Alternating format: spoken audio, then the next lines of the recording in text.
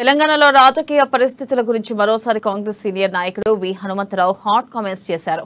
మామూలుగా రాజకీయంలో ఎక్కువగా హవా ఏ పార్టీలో ఉంటే ఆ పార్టీలో చేరడానికి అందరూ ఉత్సాహం చూపిస్తూ ఉంటారన్నారు.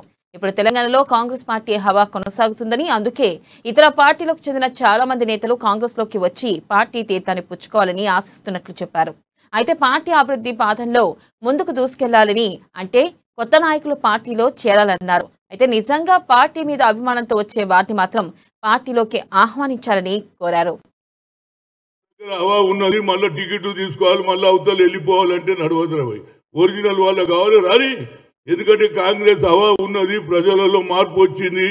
రాహుల్ గాంధీ గారు కన్యాకుమారి నుంచి కశ్మీర్ తర్వాత ప్రియాంక గాంధీ కూడా వచ్చింది కాబట్టి వేవ్ నడుస్తుందని, ఎక్కడ ఏది వర్షం నీళ్లు వస్తాయో, ఏది జోషులు ఉంటుందో అందులో కూడా మనం కలిసిపోదామంటే కలవండి. కానీ పదవులు మాత్రం ఏ గ్యారెంటీ ఎవరికి లియొద్దు, కార్యకర్తలకి ఇవ్వాలి. వాళ్ళు కొన్ని రోజులు పనిచేసిన తర్వాత పదవులు ఇస్తే నాకేం అభ్యంతరం లేదు.